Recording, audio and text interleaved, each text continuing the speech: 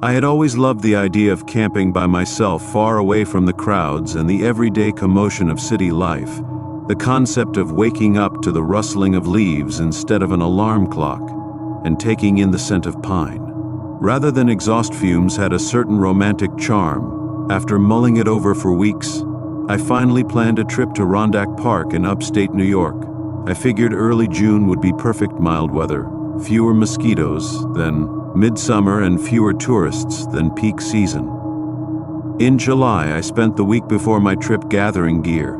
I visited an outdoor shop in Albany where I lived then, and bought a sturdy new sleeping bag rated for cooler nights.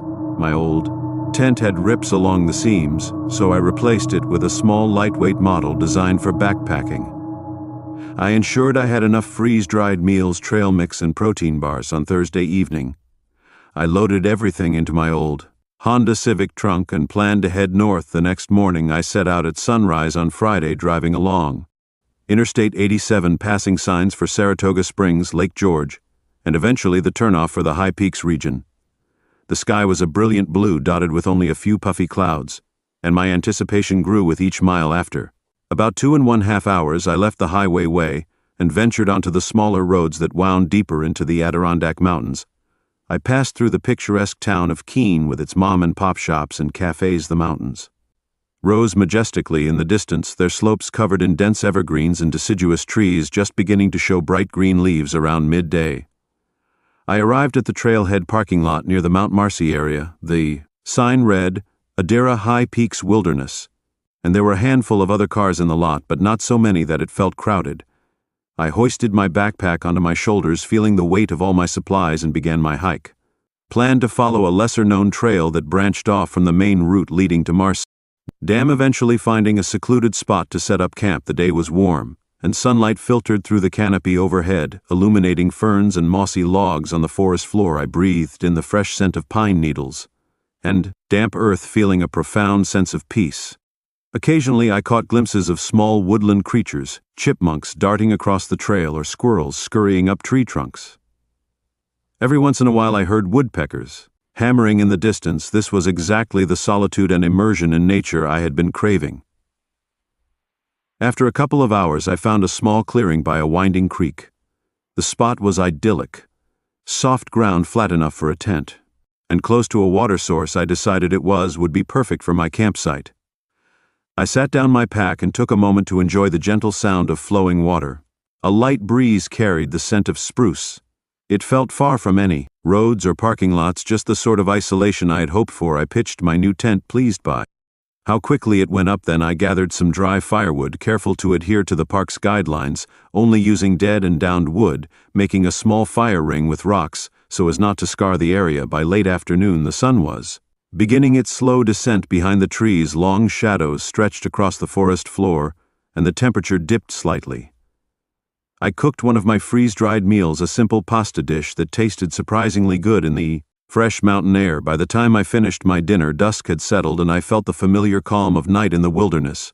I built a small campfire to chase away any lingering chill, then unrolled my sleeping bag inside the tent. Sitting by the crackling flames, I watched stars appear overhead. The Adira, far from city lights, offered a gorgeous view of the Milky Way, something I rarely saw back in Albany. A soft hoot of an owl punctuated the stillness. The darkness felt comforting, at least initially, but as the evening wore on, an uneasy feeling crept over me. Perhaps it was just the awareness that I was alone out here, more exposed than I'd ever been. I tried to reassure myself that many people camp solo and the wildlife in this part of the Adira generally avoid humans. I shook off my nerves and reminded myself that this was exactly the adventure I had wanted at around 11:00. I was lying on my back, gazing up at the star-filled sky through a gap in the canopy, when I heard a soft rustling in the nearby undergrowth. My first thought was that it might be a raccoon or a fox sniffing around. I sat up, heart pounding a little too hard, and grabbed my flashlight. I swept the beam across the bushes, catching only the glint of leaves. No telltale reflection of eyes convinced it was likely just a passing animal. I tried to settle back down, but the rustling persisted, growing louder, and it started to move in a slow, deliberate way that didn't feel random.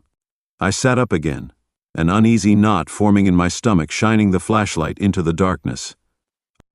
Could see the outlines of tall pines and the occasional flicker of a branch in the breeze, but nothing else. My campfire had dwindled to embers, offering little illumination. After a minute of straining my ears, the sound stopped. I convinced myself to lie back down. Though my pulse was racing, sleep was elusive. I drifted in and out, each forest noise magnified by my imagination. Around midnight, I heard something that sent a jolt of adrenaline through me. Footsteps.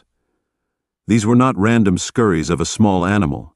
It sounded like a person walking, each step pressing leaves and twist twigs underfoot with care, as if trying not to be heard. My breath caught in my throat. I forced myself to sit up and call out, "Hello, who's there?" My voice wavered. The footsteps stopped abruptly. I held my breath, my heart hammering against my ribcage, waiting for a response. None came. The silence that followed felt even more unnerving than the footsteps themselves. I scrambled out of my sleeping bag, snatched a small hatchet I'd brought for chopping wood, and unzipped the tent. The cold night air washed over me as I stepped out. My flashlight trembled in my grip as I aimed it into the trees.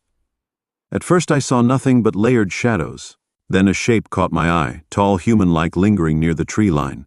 I couldn't make out a face or clothing details, but my instincts screamed that someone was there watching me. "What do you want?" I shouted, trying to project strength. I didn't feel the figure didn't move. It stood there silent as a statue. Then, as if a decision was made, it advanced. A few steps, my heart leaped into my throat without a second thought. I dropped my flashlight and bolted. Into the woods, branches whipped my arms and scratched my cheeks in my panic. I forgot my sense of direction. I only knew I had to get away from the figure behind me after running for what felt like an eternity, though it was likely only a few minutes. I saw a faint glow through the trees. My relief was immediate and immense. A small cabin with lit windows stood at the edge of a larger clearing. I dashed toward it, half stumbling, and pounded on the door. My voice came out in a ragged cry, "Please help me, someone's out here." The door opened to reveal an older man, perhaps in his 70s, wearing a flannel shirt and well-worn jeans. His eyes went wide at the sight of my frantic state, and he waved me inside without hesitation. "What on earth's the matter?" he asked in a gruff but concerned tone. "There's someone out there," I gasped, leaning against the wall. He was following me. The man peered out the window, switching off the interior light so he could see better into the darkness. "I don't see anyone," he murmured, "but I'll lock the door." He threw a bolt across the door and drew the curtain. I noticed a hunting rifle propped in a corner. "You injured?" he asked, looking me over. I shook my head, though my ankle throbbed from tripping. Over roots in my flight, the man brought me a glass of water, and I thanked him, my shaking hand splashing a bit of it onto the floor. He let me crash on a threadbare couch in the front room. Sleep came in restless increments, my mind haunted by the faceless figure in the woods. When the pale light of dawn finally arrived, the man offered to walk me back to my campsite to pack up. I hesitated, still jittery, but I knew I needed my gear. We both stepped outside, scanning the tree line. There were only birds greeting the morning their song. Carrying through the crisp air, we found my campsite undisturbed. No footprints, no sign of the intruder. Nothing out of place except for my scattered belongings where I'd dropped them in haste. Still, the memory of that silhouette lurking beyond my campfire's glow was enough to convince me that my solo adventure had gone on long enough. I gathered my supplies, stuffed them into my pack, and thanked the man for his help. He simply nodded.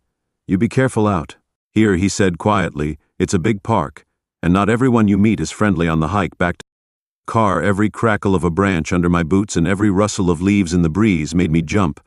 Though I didn't see another soul the entire tray, I couldn't escape the prickling sensation on the back of my neck, as though I were still being watched. When I finally reached the parking lot, relief washed over me. I tossed my backpack into the trunk and slid into the driver's seat, shutting the door with a deck eye of slam.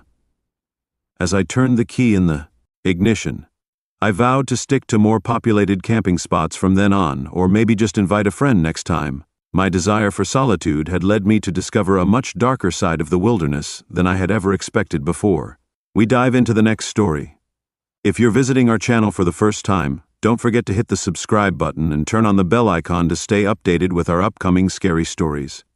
My name is Alex Moreno, and I work the overnight shift at a small, worn-down hotel called the Moonlight Inn, situated on the outskirts of Charleston, South Carolina. Our establishment sits just off Highway 17, a short drive away from the city's bustling heart during the day.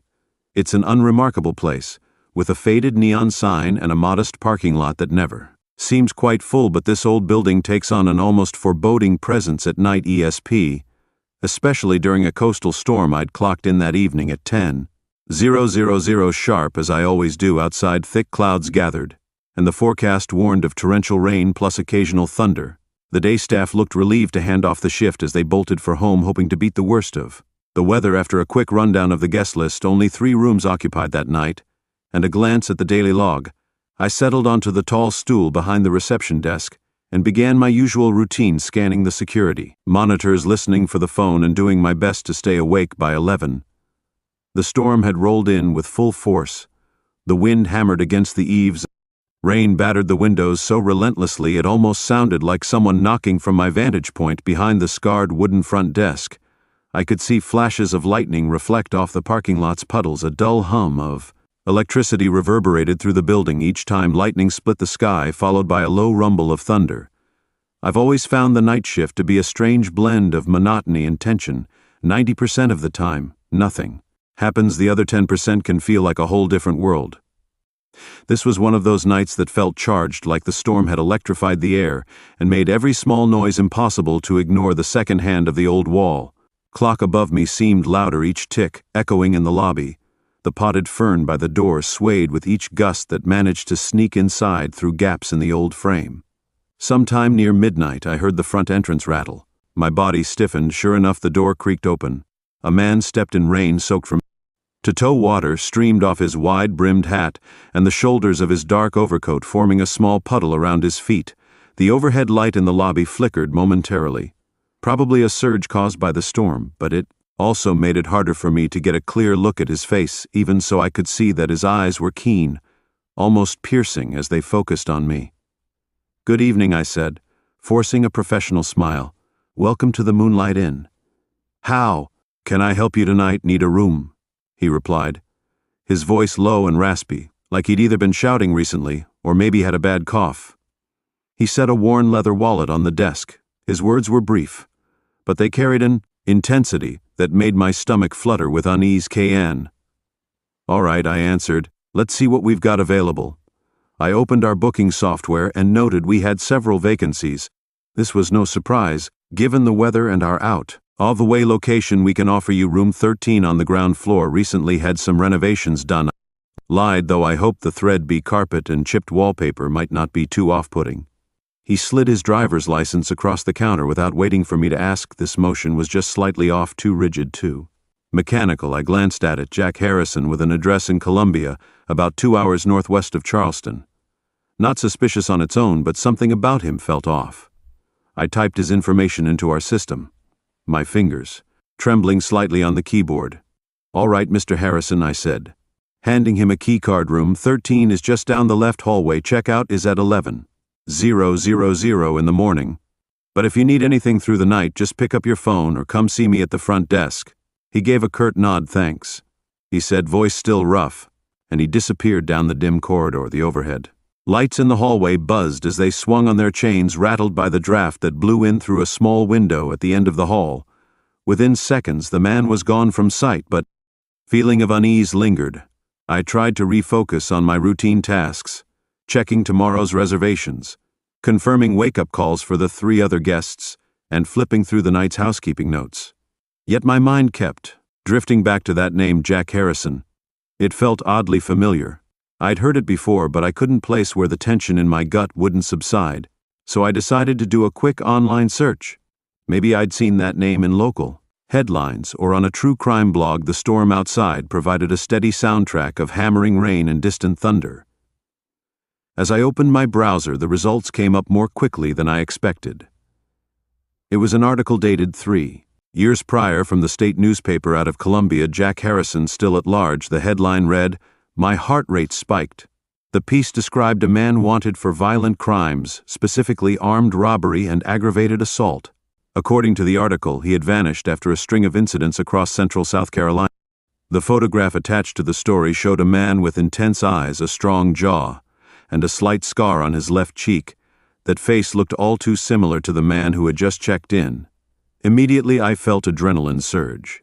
Through my system, my rational mind told me I needed to call the police, so I did. My hand shook as I dialed 911 on the lobby phone, trying to keep my voice.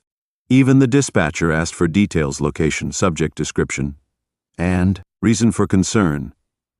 As calmly as I could, I explained that a man who matched the description of a wanted criminal from a past news story had just checked into the Moonlight Inn. I provided the address and told them he was in room 13.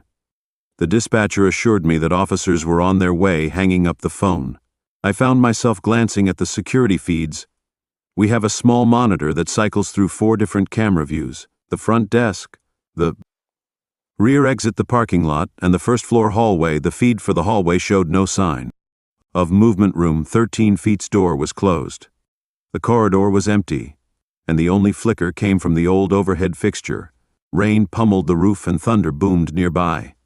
Minutes dragged, every tick of the clock felt elongated by tension. Finally, through the haze of the storm, I saw blue and red lights flashing across the parking lot pavement. The police had arrived. 2 officers wearing dark raincoats and carrying flashlights stepped through the front door in a rush of wind and water. "Where is?" he asked the taller officer, his tone clipped and professional. I pointed down the left hallway. Room 13 registered as Jack Harrison. "He just arrived about 15 minutes ago." The 2 officers exchanged glances. "Stay here," the taller one said to me. They moved swiftly, walking side by side down the corridor. The shorter officer rapped on room 13's door. "Mr. Harrison, this is the Charleston Police Department. We need you to open the door." No answer. The taller officer knocked harder. "Mr. Harrison, open up." Now silence. Shorter officer motioned for me to come closer, so I inched down the hall, my pulse pounding in my ears. He asked if I had a master key. My stomach clenched, but I fished the spare key card out of my pocket. When he unlocked the door and pushed it open, one of them aimed his flashlight into the darkness. The room was empty. No clothing on the chair, no suitcase by the bed, and no personal items left on the bathroom sink. The bedspread was undisturbed. Not even a single wrinkle. The small window on the opposite side of the room was wide open, the curtain whipping in the wind, letting in a spray of rain that had soaked the carpet. The officers walked in, checking the bathroom and the closet. Nothing. Jack Harrison was gone. I stood in the doorway, breathing hard. I don't understand." I stammered. "He went straight from the lobby to he. I didn't see him leave." One of the officers set his hands on his hips. "He might have climbed out the window if he headed for the woods behind the hotel. The storm cover any tracks." The taller officer nodded. "We'll do a quick perimeter check, but with this rain it'll be tough to find footprints or anything useful. Don't blame yourself." The man knew what he was doing as they left to search the grounds. I remained in that vacant room, staring at the open window and the puddles spreading across the floor. My mind raced with questions. Why check into a hotel for 15 minutes, only to vanish immediately afterward? Had he realized I might call the cops? Once I recognized him, within half an hour the officers returned, dripping wet, shaking their heads. They hadn't found anyone in the immediate area. They told me to contact them if I saw Jack Harrison again, or if anything else suspicious occurred. Before they left, the shorter officer handed me his card. "If you remember anything else, anything at all, give me a ring." I nodded, heart still thumping, and followed them back to the lobby. After they drove off, the Moonlight Inn felt impossibly quiet. The storm raged on outside, but inside every corridor seemed deserted, every light too dim. Dawn crept up eventually, the rain easing into a gentle drizzle. When the morning clerk arrived, I recounted the whole ordeal, from the storm to the frantic call to the police. We checked our security footage, but all it showed was Jack Harrison walking down the hallway, never returning. The feed for the exterior cameras was blurred by sheets of rain. We couldn't see how he exited or where he went. To this day, I have no idea if he's still out there. Sometimes I wonder if he had been watching me closely, testing my reactions the moment he signed in. Maybe he'd planned to flee through that window from the start, intending never to spend more than a few minutes in that room. All I know is that I'll never forget that dark, stormy night at the Moonlight Inn just off Highway 17. See his name in that old news article and realizing who he was. That's the kind of thing that puts a chill in your bones.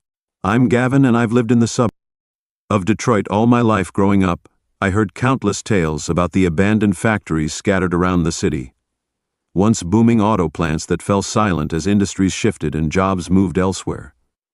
people would say these places were haunted, or that they housed secret labs hidden from public view.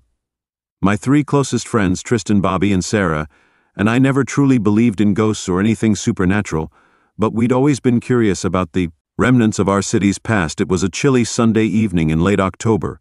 Right when the leaves on the maples had turned bright shades of orange and red, the four of us were hanging out at Bobby's place, working our way through a stack of pizza boxes, when Tristan pitched an idea. "Let's go explore the old Riverdale assembly plant," he said, wiping grease off his chin. "I've heard it's easy to get in if you go around the back." Bobby and Sarah traded looks, and I felt a jolt of excitement mixed with a flicker of uncertainty. We'd all heard about Riverdale Assembly. It was built in the 1920s and had shut down decades ago, leaving behind a massive, hulking structure that loomed beside the Detroit River. Windows had been smashed, metal beams were rusting, and rumor had it that a few people, either urban explorers or local squatters, still ventured inside every so often. Despite my nerves, the idea was too tempting to pass up. We piled into Tristan's old Honda around 9:00 that night, just as a brisk wind began picking up the drive, took us down Jefferson Avenue past boarded-up buildings, the occasional newer development, and a few convenience stores that never seemed to close. Streetlights flickered as we pulled onto an unmarked side road leading to the abandoned plant. By the time we parked, my stomach was twisting with anticipation. We hopped out onto cracked pavement, littered with scraps of metal and broken glass. A chain-link fence surrounded the perimeter of the old factory, but we found a gap near the corner where the fence had set. Tristan held it open, and one by one we slipped through. Up close, Riverdale Assembly was even more imposing than I'd imagined. 5 stories of cracked concrete and shattered windows stared down at us in the gloom. I could make out old signage, an enormous rusted metal R that once welcomed workers through the main entrance. The wind funneled through open doorways, whistling through the hollow corridors within. I tugged my hoodie tighter and clicked on my flashlight. We made our way to a side entrance where the heavy steel door had long since been pried open. The moment I stepped inside, the temperature seemed to drop a few degrees. Dust swirled in the cone of my flashlight. I could hear the crunch of debris underfoot, each step echoing through the cavernous space. Tristan, always the most adventurous, took the lead. He shone his flashlight around what used to be the main production floor, pointing out rusted conveyor belts and the skeletal remains of assembly stations, massive pillars, darkness where the overhead lights had once hung. The place smelled of mildew and stale air, and the corners were blanketed in shadows. "I've heard people still come here for scrap metal," Bobby said, his voice low, "but I don't know if that's just a rumor." Sarah, usually the calmest in our group, kept glancing over her shoulder. "Scrappers are not," she muttered. "I'd rather not get caught trespassing if someone's lurking around." We pressed on, drawn deeper into the heart of the structure. The corridors were lined with broken lockers and twisted wires dangling from the ceiling. We passed what looked like an old break room, its door ripped off the hinges, and the interior walls tagged with graffiti. Most of it was unreadable scrawls, but one message stood out in large spray-painted letters: "Keep out, or else." We paused there for a moment. My pulse thudded in my ears, and I felt a surge of doubt about this whole adventure, but Tristan nudged me forward, shining his light down another hallway. "Come on," he urged. "Let's check out the second floor." I heard that's where they used to keep the administrator out of offices. A wide metal staircase led upward. The railing was rusted and wobbled. When we held on to it, step by step, we ascended, our flashlights bouncing off walls covered in peeling paint. As we reached the second floor landing, the wind gusted again, rattling a loose door somewhere behind us. Every sound was magnified up here. Rows of doorless offices ran along a corridor. Papers were strewn across the floor, some so old they disintegrated under our feet. Filing cabinets had been tipped over, and in one office a chair lay on its side next to a discolored rug. It all spoke of a rapid closure, as if people had picked up and left overnight. We moved on until we reached a large corner office. The glass in the windows was mostly intact, giving us a partial view of the Detroit River, illuminated by a faint glow from streetlights outside. A battered desk sat in the corner, and Sarah rummaged through it, finding nothing but outdated brochures and bent paper clips. Suddenly Bobby froze. He held up a hand for silence. "Do you hear that?" We all went quiet. I strained my ears and caught the faint sound of something skittering, like small footsteps on concrete. Rats, I told myself, or maybe a raccoon that found its way inside, but it didn't quite sound like typical rodent noise. It was heavier, like a person stepping carefully, Sarah hissed. "Who's there?" Into the darkness, though I wasn't sure she expected an answer. Tristan set his jaw. "Let's check it, get out." But carefully he said, "Don't freak out." He led us back into the corridor, shining his flashlight around in a slow arc. We crept forward, each step feeling louder than a drumbeat. The corridor opened into a cavernous space that must have been another section of the assembly line. My flashlight fell on a tall figure about 50 feet away, half hidden behind a column. Even from this distance I could see the worn jacket and the way the figure flinched at our. I sucked in a sharp breath, my heart hammering. This wasn't an apparition or anything supernatural. This looked like a very real human being. The figure took a step backward, turned and darted behind the column. Without thinking, we followed, calling out, "Hey, we're not here to mess with you, we're just exploring." But by the time we made it around the pillar, the person was gone. Our flashlights revealed only concrete walls, twisted metal beams and piles of debris. Someone was definitely in here with us, and they likely didn't want company. We huddled together, whispering. Bobby looked more rattled than I'd ever seen him. "We should get out of here," he said, voice trembling. "If it's someone living in here, they might not appreciate us snooping around." Tristan nodded, glancing around wayly. "We can head back the way we came, let's move fast." Sarah squeezed my arm for reassurance, and we retraced our steps. I kept my flashlight high, searching the darkness for any sign that the figure was following us. My imagination conjured scenarios of a scrapper with a crowbar, desperate to keep their territory secret, or maybe a group of people living in the recesses of the building who wouldn't be thrilled about intruders. We kept quiet as we navigated the corridors, the wind still whistling through the gaps in the walls. Occasionally I caught a faint echo of movement from somewhere in the factory, footsteps or scraping sounds that made my stomach clench every so often. Tristan would motion for us to stop, shining his light behind us, but there was never anyone there. At last we found the side entrance we'd used earlier. When we stepped out into the night air, I felt a wave of relief wash over me. The wind was cold against my face, but I'd take that any day over the oppressive stillness inside. We squeezed back through the sag in the fence and hurried toward Tristan's Honda, hearts pounding once we were safe in the car. Sarah spoke first. "I don't know who that was, but I'm glad they didn't try to confront us." Her voice was still shaky. Bobby nodded, turning the key in the ignition. "We shouldn't have gone in there. I mean, it's trespassing and we don't know who's living in those places." Tristan, who usually acted fearless, stared out the window. "We didn't see anything supernatural," he said quietly. "But it's still unsettling." "You know it is," I agreed, rubbing the goosebumps on my arms. "I've never been so tense in my life." As we pulled away, the headlights briefly illuminated the factory's hulking silhouette. The building looked like a fortress of rust and broken glass, the wind tearing at the gaping windows. I wondered if the person inside was watching us go, relieved we left, or maybe annoyed we ever showed up at all that night. Back at my house, I lay awake, replaying the events in my mind. Part of me felt guilty, thinking maybe we'd invaded someone's makeshift home. Another part of me was simply shaken by the reality of being in a dark, deteriorating structure with